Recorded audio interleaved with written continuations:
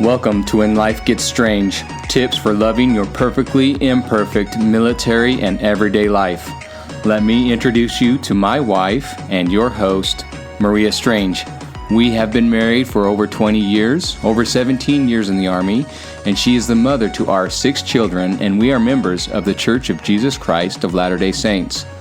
As a certified life coach, Maria's goal is to help you thrive and love your perfectly imperfect military and everyday life. Are you ready? Hey guys, and welcome back to episode 14 of When Life Gets Strange. For those who watch this on YouTube, today I am using my flip chart to kind of go over the topic. We're going to be talking about the 3 steps to overcome the deployment blues. Now, I know this says the deployment blues because that's the class I taught, but this works when your husband's gone TDY, when they're just starting out in their military career, they're going for basic and AIT. These steps will help you there too. I know that as I have learned these steps, that they have really helped me in my life to find my center and to be able to thrive at my best level, to be able to show up as the wife and the mom I want. So let's go ahead and get started with the 3 steps to overcome the deployment blues. Remember, this applies to any separation that you and your spouse may experience. So the first one is to narrow your view. And we want to keep narrowing that until you feel in control. So sometimes I just need to narrow into the week. What are my plans for that week? What food am I going to meal prep? Am I going to meal prep? What's my workout plan? What appointments do the kids have? What appointments do I have? Do I have coaching calls? And sometimes I got to focus in more. Maybe I got to focus on just the one day. What do I need to get done today? Am I going to vacuum the floors today? Am I going to record a video for you guys? What is it that I need to do today? And sometimes I have to narrow into, okay, what time my alarm goes off at 7. I'm going to get out of bed and I'm going to read my scriptures.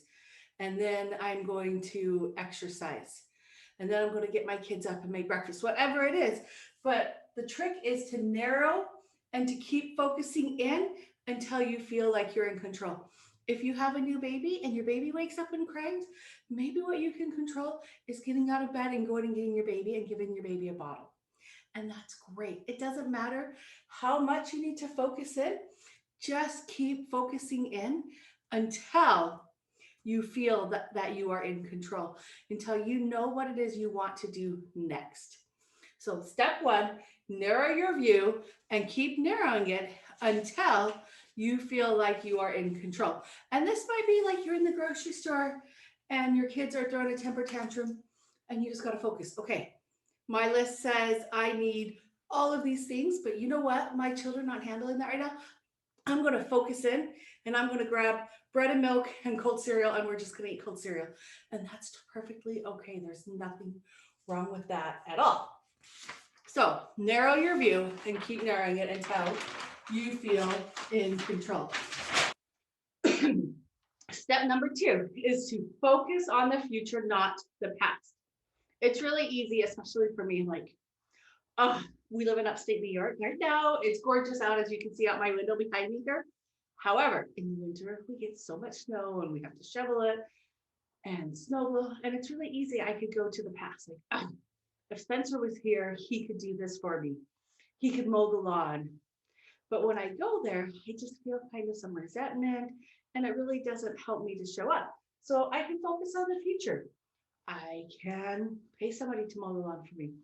I can go do it. I can plan a vacation that we're going to take when he comes home. I can plan to go do something fun with my kids later that day, right? The future is any amount of time in front of us.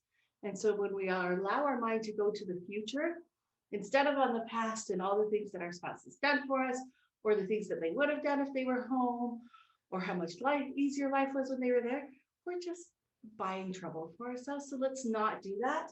Let's focus on the future. What can we be excited about? What can we control in the future? I totally know how to pay people to snowblow. Guess what? This past winter, even when Spencer was home, we were so busy, But there was a couple of times that we paid one of the neighbor boys, teenage boys, to come over and snowball. And I had two teenagers at home and Spencer and I, and yet we still paid somebody. So really my going to the past, oh, if Spencer was here, he would do these things for me, may or may not even be true. But we build up this story of how great it was. And I'm not saying it's not great when they're home, because I totally prefer my husband to being home to being gone. But I build it up as something better a lot of the times than maybe it was. And so just something to think about, right? Let's focus on the future.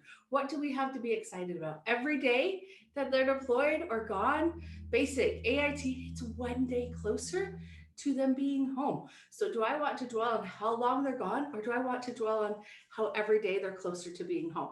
So for me personally, if I want to show up as the wife and the mother and the military spouse and the key caller and church leader and life coach, I have got to focus on the future. I've got to think about you guys. Like, what do I want to do today or tomorrow to serve you? How can I help you love your military life? Because that's one of my goals. I want to help you guys to be happy. I want to help you to focus on the future. All right. And our third step is to be compassionate with yourself. Compassion says, of course, this is hard. This is challenging. It's okay to feel overwhelming. And you guys can't see it here. Let me shift this down just a little bit. See if I can get it so you guys can see it. Right down there on the bottom, it says, I love you. And how important that is. When we are compassionate with ourselves, then when we have a bad day, when we yell at our kids, we're like, oh, hon, what's going on? Why did you yell today? If you're a person who doesn't want to yell, right? When you're being compassionate with yourself, you're more compassionate to the other people around you. So for me, that might look like my son last night. I was trying to explain to him, like, hey, I know that you're working late, but when you come home and I've already put the little girls to bed, I can't have you come in and make it a full meal because I have a daughter who has a hard time sleeping. And the conversation didn't go the way I wanted. And so as I thought about it, I was like, okay, how do I show up compassionate here? And so I plan on having another discussion with him, like, honey, you totally missed what I was saying. I'm not, I was like, we're not cooking a whole meal. And so I'm going to sit down with him. What are some foods that we could have that would be quick and easy that you could heat up really fast? And then so that the kitchen can stay quiet, because the kitchen is bordering her wall and everything wakes this child up. I don't know why, but that's just what it is, right? So how can I be compassionate with him, with me? So when our spouses are gone, we need to have some extra compassion for ourselves and for them. I've heard from a lot of military spouses lately how hard basic and AIT have been. And, they're excited during basic. They get to talk to their spouse or their significant other once a week, usually on Sundays. And how sometimes they seem to be struggling and they want to take on that emotion and they want to fix it for them. But what if we just had some compassion for them and some compassion for ourselves? Of course, this is hard. Of course, I miss him. Of course, I wish he was here to change the baby's diaper. Man, wouldn't that be so nice? And when we can allow that and we can just hold that compassion for ourselves, we're going to show up so much better. So some questions I like to ask myself, hon, what's going on? Is there something that I need that I'm not taking care of? Is there something that I want to be doing that maybe I'm not doing? And so I'm feeling frustrated and overwhelmed. Maybe my house is a mess, and some compassion for myself is to like, yes, during a deployment, my house might be more dirty than when my husband's home. Because guess what? He helps me sometimes, and sometimes he doesn't, and it's all okay. So we got to remember to be compassionate, to think, to ask ourselves what's going on, be compassionate, have that self-love, show love to ourselves, show love to the other spouses. Maybe you see a spouse out at the PX, out shopping somewhere, and they're totally losing it, or a mom with these little kids, and she seems so frustrated. I love it when I walk past a mom and her toddler is just losing it. I'm like, oh, sweetie, you're doing such a good job. You are amazing.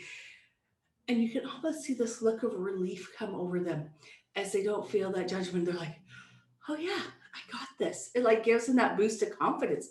That's what compassion can give you a boost of confidence. It can help remind you of the person you're working on becoming, the person who you are. So the 3 steps. Be compassionate. I think this one is one of the most important. Just remember to show compassion for yourself and for others because we're all struggling. Focus on the future. The future. The past, we can learn from it, but we can't go back and change anything about it. So let's just focus on what's coming up. Let's focus on being one day closer to our soldier being home. Let's focus on the fun things that we're going to do with our kids or with our friends when they're deployed. Let's focus on maybe a project that you have that you want to do. Focus on the future. And the very first one that we talked about was narrowing your view until you feel in control. And I know that as you focus in, and it's okay to focus all the way in until the next moment, maybe even the next 5 minutes, that's okay. And as you practice it and you get better at it, maybe you'll be able to extend it out and maybe not. And it's all okay. Sometimes when my husband's deployed, it is literally I'm focusing minute by minute. And sometimes I'm focusing on the week. And sometimes I'm focusing on the month. And all of it's okay. So if you like this podcast, please follow me. Follow me. I'm on Instagram and Facebook at Maria Strange Coaching. My YouTube channel is When Life Gets Strange. If you're listening on the podcast, that's awesome. Please leave me a review. Share this with other military spouses because I want to help you guys love your life. I want to help you be the military spouse that you want to be the wife that you want to be the mom, the person, whatever it is, I want to help you. That's my goal. So please message me if you'd like my help. I offer free 60-minute consults. Sign up. Let's chat. And as always, have a great day and I'll see you next week. Bye.